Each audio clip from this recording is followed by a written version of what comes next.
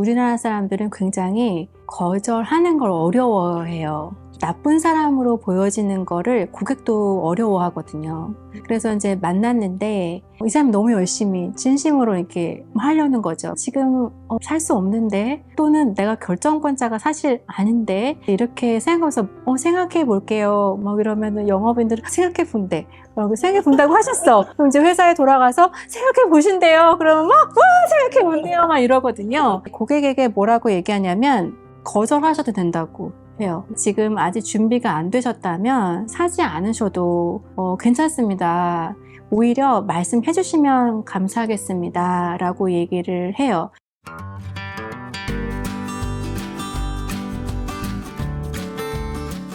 우리는 보통은 실수를 감추고 싶어 하고 네. 약점을 드러내는 걸 사실 굉장히 두려워하잖아요. 좀 인상 깊은 점은 작가님은 오히려 약점을 인정했을 때 고객과의 신뢰가 깊어진다고 하셨어요. 약점을 네. 드러내면 고객이 나를 믿지 않을 것 같은데 약점을 드러내는 것이 오히려 성과로 이어졌던 경험이 있다면 좀 들려주실 수 있어요? 영업을 하면서 처음에 고객이 약점을, 우리 제품의 약점을 얘기할까봐, 알아볼까봐 되게 좀 마음이 조마조마했던 경우도 많거든요. IT 솔루션을 팔 때는 그 제품이 우리나라 제품이 아니어가지고 키면 우리나라는 그냥 바로 나오잖아요, 화면이. 근데 그 화면은 계속 돌아요. 이제 고객이랑 보고 있으면 계속 어색한 거예요. 다음 화면으로 전환돼야 되는데 아재 개그를 좀 준비하기도 했어요. 그때 아재 개그가 좀 많이 늘었거든요. 그래가지고 그렇게 하기도 했는데 고객이 그걸 발견할 때가 있어요. 제가 숨기고 싶어도 고객이 발견해서 저한테 얘기하면 거기서 거래가 끝나버려요.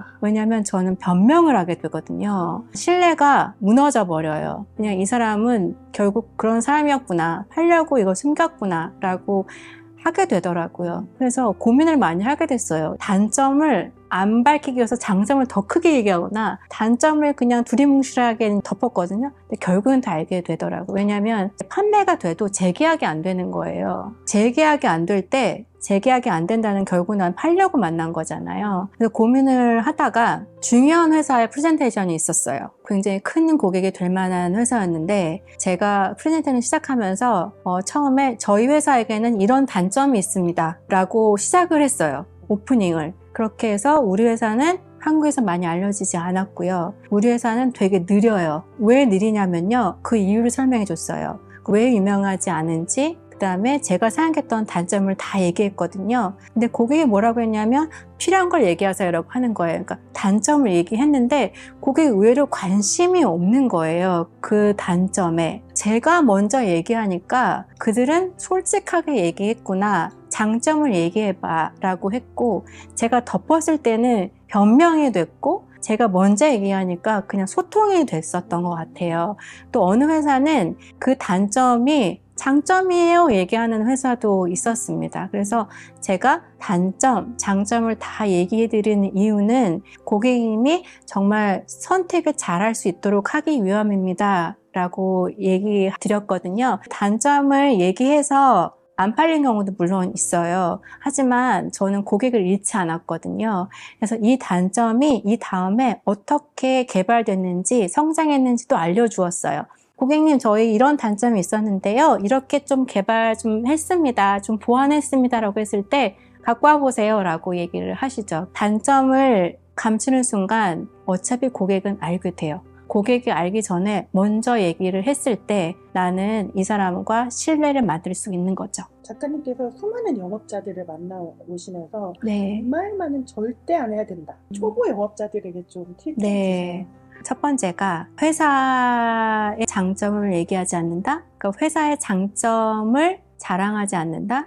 영업을 계속 해보니 장점과 강점은 고객이 느끼게 하는 거지 내가 말하는 게 아니더라고요. 콜드 메일이라는 것도 있거든요. 이제 그냥 메일을 보내는 건데, 저도 수백 통의 콜드 메일을 처음에 영업 초창기에 보냈는데 성공률이 없었어요. 수가 작아서 그런가? 라고 했는데 지금도 콜드 메일을 받고 있기도 하거든요. 제가 수십 년 전에 썼던 그 포맷을 똑같이 쓰고 있는데, 보통 어떻게 하냐면 회사 소개, 회사 장점, 그 다음에 우리 솔루션, 궁금하시면 연락주세요. 포맷이 달라지지 않았어요. 행운의 편지처럼 이 사람이 나를 위해서 보냈다고 생각했는데 결국은 자기를 위해서 보낸 거잖아, 행운의 편지가.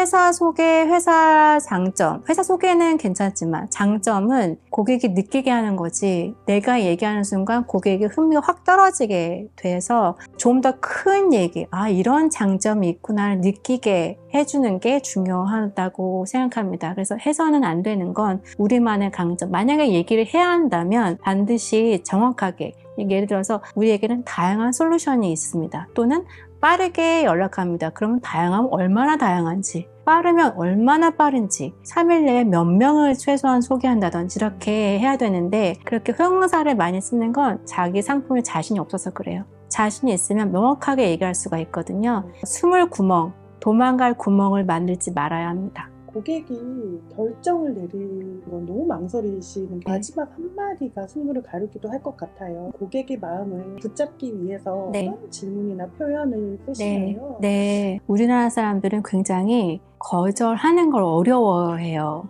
나쁜 사람으로 보여지는 거를 고객도 어려워하거든요.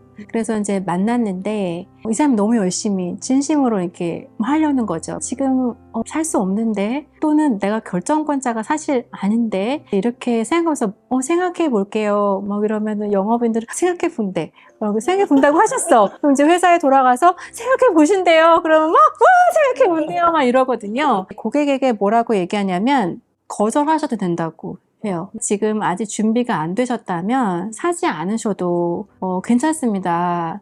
오히려 말씀해 주시면 감사하겠습니다 라고 얘기를 해요. 그 영업을 했는데 마지막에 어렵다라고 하면 영업은 그 과정으로 이어지면서 결과가 나오는 거거든요. 계속 확인하면서 가야 되거든요. 고객님, 제가 이 항에 맞나요? 우리 같이 이거 맞나요? 이렇게 틈틈이 확인을 계속하고 거기까지 가야 되는데, 거기 가서 망설인 이유는 여기에서 서로 노를 해야 되는데 어떡하지? 파는 사람이 이 사람이 지금 살 수가 있나? 저희가 아무리 포르쉐를 사고 싶다고 해도 포르쉐 살 돈이 없으면 못 사고, 하와이를 가고 싶어도 내가 지금 바쁘면 못 가잖아요. 그것처럼 상황이 되는가 계속 확인하고, 이 사람이 결정권자인가 아니면 더 많은 결정권자들이 있어서 같이 소통해야 되는가, 그걸 확인하지 않은 상황에서 거기까지 갔기 때문에 마지막에서 서로 이렇게 되는 거예요. 그래서 첫 번째는 계속 확인하는 게 중요하고, 어찌 됐건 어떤 결과가 있건 고객이 되거나 친구가 되거나 지인이 되거나 이 셋 중에 하나는 된다고 생각하거든요. 꼭 고객만이 남는 게 아니고, 고객이 아니면 친구가 될 수도 있고, 친구가 아니면 지인이 되어서 계속 연결을 하다 보면 이분이 또 다른 분을 소개시켜주고, 그렇게 되기 때문에 영업인들은 사실 주도권을 가지고 이 과정을 이어가야 해요. 근데 주도권은 제 책에서도 말했지만 끌고 가는 게 아니고요. 친절하게 안내를, 주도권을 가지고 고객님 이쪽으로 가시면 됩니다. 이렇게 결정하셔도 되고, 이런 결정도 있어요. 하지만 우리는 어떤 결과가 나오든 계속 관계를 이어갔으면 좋겠습니다. 이렇게 메시지를 주는 것이죠.